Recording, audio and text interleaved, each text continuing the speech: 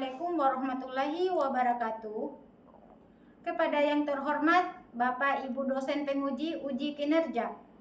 Perkenalkan, nama saya Siti Aminah, NIM 2598016680. Mahasiswa PPG dalam jabatan batch 4 tahun 2025. Program studi Pendidikan Sejarah di LPTK Universitas Negeri Semarang. Pada hari Senin tanggal 2 Februari tahun 2026, saya akan melaksanakan praktik pembelajaran dalam rangka penilaian uji kinerja di Madrasah Aliyah Negeri Bulungan, kelas 10, dengan materi teori masuk dan berkembangnya pengaruh Hindu-Buddha di Indonesia. Terima kasih. Wassalamualaikum warahmatullahi wabarakatuh. Assalamualaikum warahmatullahi wabarakatuh. Waalaikumsalam warahmatullahi wabarakatuh.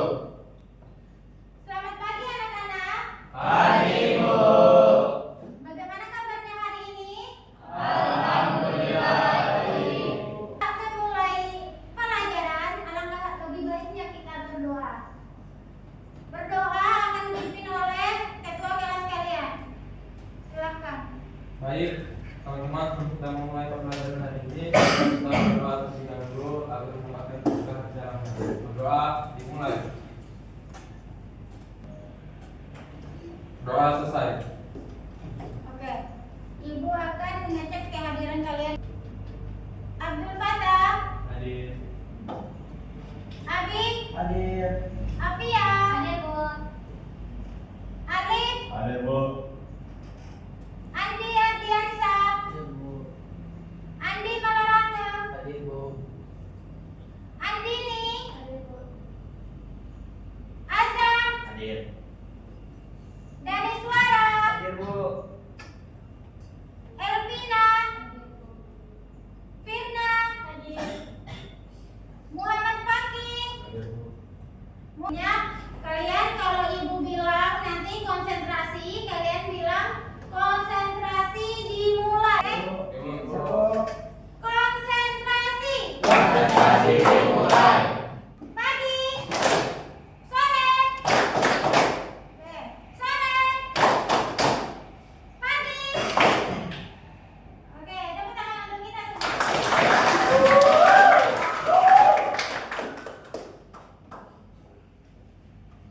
Minggu lalu kita membahas tentang apa anak-anak, adakah yang ingat? Minggu lalu kita membahas tentang Bu, ya, kemarin kita membahas tentang terbentuknya jalur perdagangan dan budaya maritim di Nusantara, Bu. ya, minggu lalu kita membahas terbentuknya jalur perdagangan maritim di Nusantara. Sedangkan hari ini kita membahas tentang teori masuk dan berkembangnya pengaruh Hindu-Buddha di Indonesia. Nah, kelas ini gesit ya. Pelajaran minggu lalu aja diingat. Tepuk tangan untuk kita. Tujuan pembelajaran untuk materi kita. Yang pertama, peserta didik dapat menjelaskan 5 teori masuknya pengaruh Hindu-Buddha ke Indonesia. Yang kedua, peserta didik dapat menganalisis kelebihan dan kekurangan dari masing-masing teori tersebut. Teori mana yang paling kuat? Kalian sudah mengerti? Nah, pertanyaannya, bagaimanakah pengaruh Hindu-Buddha bisa masuk dan berkembang di Indonesia, dan mengapa para ahli memiliki pendapat yang berbeda-beda tentang proses masuknya pengaruh Hindu-Buddha? Siapa yang bisa menjawab? Bu. Jadi Ya, persilakan. pertanyaan pertama itu melalui dua cara. Dua jalur. Yang pertama jalur perdagangan yang dibawa oleh para pedagang India dan Tiongkok, dan yang kedua adalah melalui jalur sutra. Untuk bagaimana pendapat penelitian itu berbeda-beda itu dikarenakan disebabkan oleh terbatasnya bukti sejarah tertulis atau yang disebut dengan prasasti yang secara spesifik menjelaskan proses penyebaran tersebut. Ya, betul sekali. Terima kasih kepada Ananda RB. Tepuk tangan. Akan menjelaskan maksud dan berkembangnya pengaruh Hindu-Buddha di Indonesia. Ada 5 teori Buddha. Yang pertama, teori Brahmana.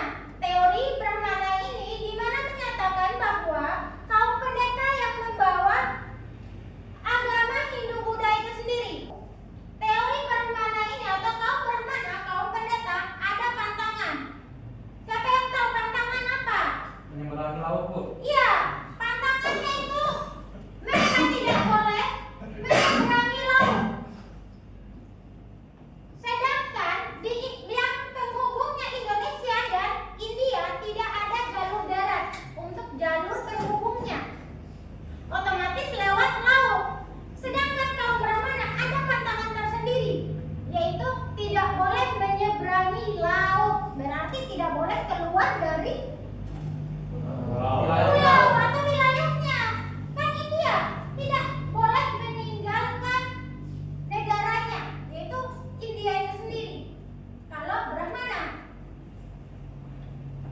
Nah, yang kedua, teori kesatria. Ini merupakan dari kaum prajurit. Kelemahannya, siapa yang tahu? Ini teori ini juga menyatakan bahwa agama Hindu-Buddha dibawa oleh kaum kesatria. Teori Waisa. Teori ini adalah kaum pedagang yang melakukan transaksi perdagangan. Kalian bisa lihat di gambar ini di mana mereka atau orang melakukan transaksi perdagangan. Di sini bisa kalian lihat. Amati gambar itu. Seperti apa? Orang berdagang melalui jalur laut. Utamanya jalur laut. Ini kalian bisa lihat kapal-kapal di gambar itu. Ada juga yang menjual dan membeli. Bisa dipahami? Bisa, Bu. Nah, yang keempat, teori Sudra. Sudra ini merupakan kaum Buddha. Arus balik. Teori ini menyatakan bahwa orang Indonesia melakukan perjalanan ke India, kemudian kembali ke Indonesia. Akan langsung membagikan kelompok untuk melakukan pengamanan lebih lanjut terkait 5 teori ini ya. Ibu akan membagi kelompok 5 kelompok. 1, 2, 3, 4, 4, 5, 1, 2, 3, 4, 5, 1, 2, 3. 4. Oke. Nah, sekarang kalian mencari kelompok kalian sesuai dengan angka yang kalian dapat. Ayo mulai dari sekarang.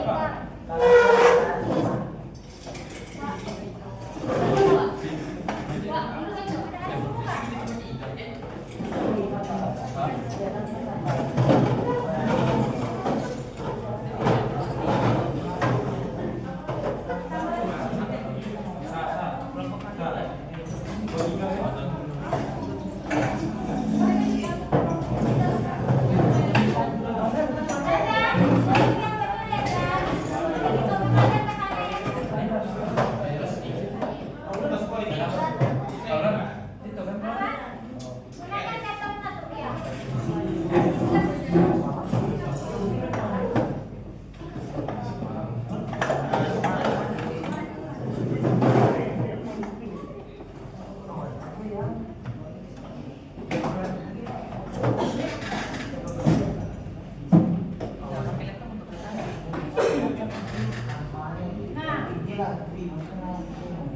sudah kalian sudah berkumpul dengan kelompok masing-masing ya.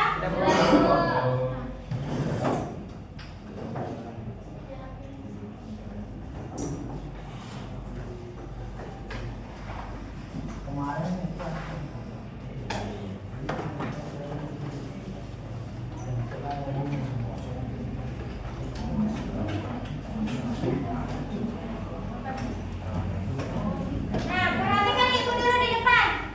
Rubrik penilaiannya bisa kalian lihat di lampiran ketiga di LKPD kalian. Coba kalian cermati penilaian ibu. Situ, langkah-langkah penilaiannya kayak apa di situ ya. Kalian cermati. Kalau ada pertanyaan, kalian bisa tanya ya ibu. Sudah kalian cermati? Sudah. Gak ada pertanyaan? Oke, langsung mengerjakan tugas kalian masing-masing ya, yaitu mengumpulkan data terkait kelima teori itu. Isi dengan benar ya.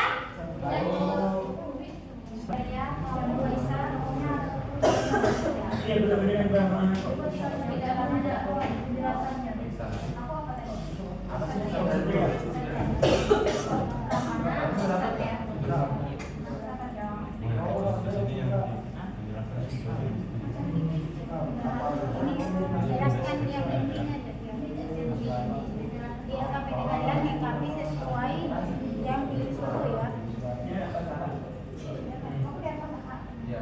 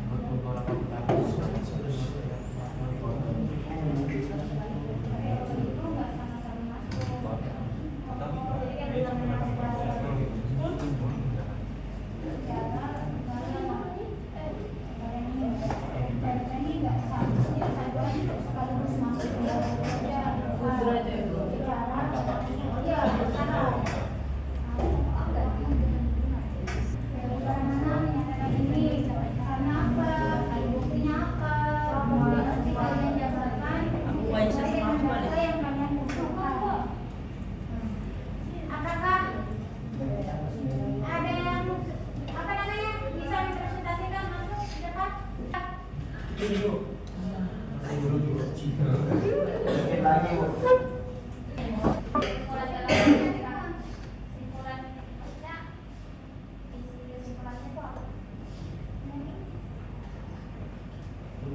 berdasarkan data yang kalian data yang kalian ambil, kumpulkan. Terus teori mana yang menurut kelompok kamu tuh yang paling kalian pikir yang paling mendekati kebenaran? Oh ya. Menurut kamu teori yang mendekati kebenaran sebenarnya 5 teori itu pun betul, tapi yang lebih kuat dari 5 itu mana? Pilih salah satunya. Terus kalian catat alasan mengapa demikian kalian memilih satu itu. Gitu.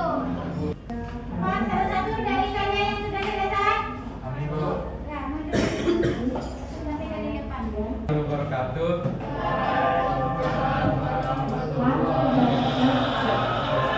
Kami dari kelompok 3 akan mempresentasikan hasil kerja kelompok kami, yaitu teori masuknya Hindu-Buddha di Indonesia. Jadi kami yang pertama adalah teori Brahmana. Teori ini menyatakan bahwa agama dan kebudayaan Hindu-Buddha masuk ke Indonesia melalui kaum Brahmana. Ia datang dari India melalui jalur pendapat raja-raja. Pencetus dari teori ini adalah J. Van Der dan dianggap kuat karena sesuai dengan bukti prasasti bahasa Sanskerta dan huruf Pallawa. Lalu teori ini menjelaskan bahwa para raja dan sistem kerajaan Hindu-Buddha, sedangkan kekurangannya adalah tidak menjelaskan secara jelas proses penyebaran perjalanan ke masyarakat luas serta minim bukti langsung kedatangan kaum Brahmana. Ini ada penjelasan mengenai Ksatria. Teori Ksatria adalah teori yang menjelaskan masuknya agama dan kebudayaan Hindu-Buddha ke Indonesia melalui peran golongan Ksatria atau bangsawan dari India yang datang karena konflik atau peperangan. Teori ini dikemukakan oleh C.C. Burke dan J.L. Mons. Kelebihan teori ini adalah dapat menjelaskan munculnya kerajaan-kerajaan bercorak Hindu-Buddha di Indonesia, sedangkan kekurangannya adalah kurangnya bukti tertulis yang kuat dan minimnya penjelasan tentang peran masyarakat lokal. Next, Ada teori Waisya. Teori Waisya adalah teori yang menyatakan bahwa proses masuk dan menyebarnya agama serta kebudayaan Hindu-Buddha di Indonesia dibawa oleh golongan Waisya atau kaum pedagang. Kelebihannya, golongan pedagang atau Waisya adalah kelompok terbesar yang datang di Indonesia karena adanya motivasi ekonomi dan kekayaan sumber daya alam atau SDA. Penyebaran dilakukan melalui interaksi sosial yang intens, termasuk perkawinan dengan wanita pribumi yang menjadi saluran budaya yang efektif. Sama seperti Ksatria, kaum pedagang pada umumnya tidak menguasai bahasa Sanskerta dan aksara Pallawa yang bersifat religius. Status sosial, pedagang India yang menetapkan di perkampungan khusus seperti kampung tuling, kedudukannya seringkali tidak berbeda dengan rakyat biasa, sehingga pengaruh budayanya dianggap kurang cukup kuat untuk mengubah sistem religi di tingkat kerajaan. nah jadi teman-teman, untuk bukti dari teori tersebut bisa kita lihat di sana. Itu ada bagaimana transaksi jual beli, dan yang ini adalah bukti data dari transaksi tersebut. Lanjut, yang keempat adalah teori sudra. Jadi teori sudra ini menyatakan bahwa agama dan kebudayaan Hindu-Buddha masuk di Indonesia melalui kaum sudra atau yang disebut kasta rendah dari India yang berimigrasi ke Nusantara untuk mencari kehidupan yang lebih baik. Jadi teori ini beranggapan bahwa para sudra membawa kepercayaan dan kebudayaan yang mereka miliki lalu menyebarkannya kepada masyarakat setempat. Jadi kaum sudra ini dianggap kurang menguasai ajaran agama Hindu dan bahasa Sanskerta, sehingga bukti pendukung teori ini sangat lemah. Dari hasil teori ini tidak dimiliki tokoh pendukung yang jelas. Teori balik atau teori arus balik adalah teori yang menjelaskan bahwa masuk dan berkembangnya agama serta kebudayaan Hindu-Buddha di Indonesia terjadi karena peran aktif masyarakat Indonesia sendiri Buddha. Teori ini dikemukakan oleh F.D.K. Bosch. Kelebihan teori ini teori balik adalah menekankan peran aktif bangsa Indonesia dalam proses penyebaran budaya, sedangkan kekurangannya adalah terbatasnya bukti tertulis yang secara jelas menunjukkan proses belajar langsung masyarakat Nusantara ke India. Ini membuka sesi pertanyaan. Ada yang bertanya? Oke, silakan. Faktor apa yang mendorong kaum Sunda datang ke Nusantara menurut teori Sunda? Faktor utamanya adalah keinginan untuk mencari kehidupan yang lebih baik dan terbebas dari tekanan sistem kasta di India. Baik, sudah jelas? Apakah ada lagi yang ingin bertanya? Baik, silakan. Mengapa prasasti berbahasa Sanskerta dan Pallawa mendapat teori Brahmana? Bisa diulang? Mengapa prasasti berbahasa Sanskerta dan Pallawa memperkuat teori Brahmana?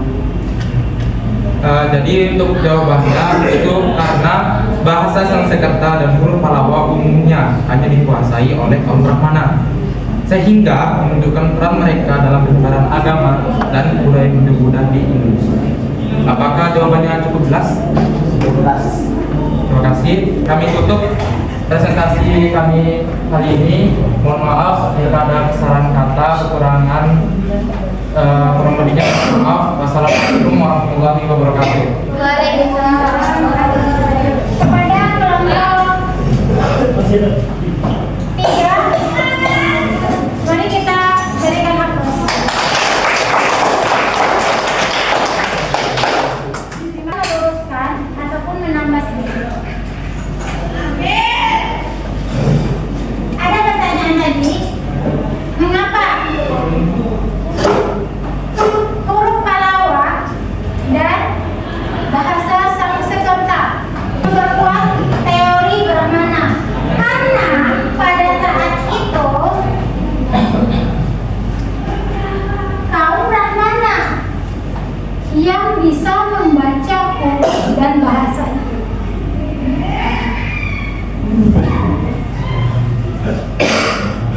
Nah, yang teori kesatria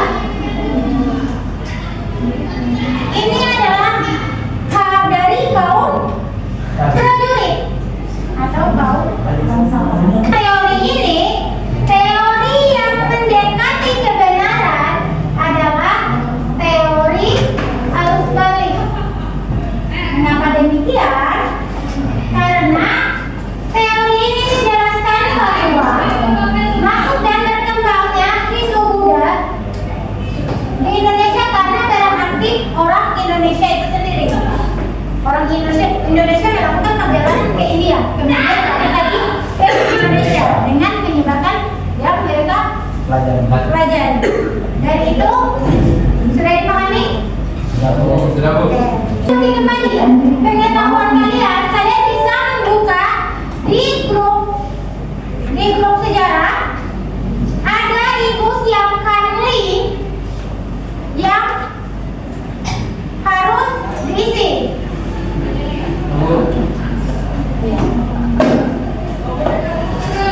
Kalian sudah lihat linknya? Kalian kerjakan?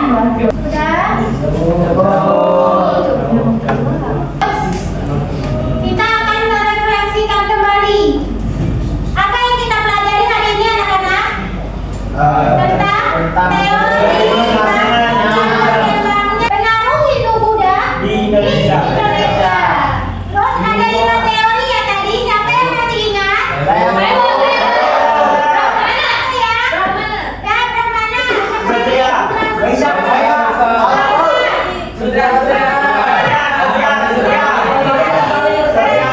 sudah paham ya?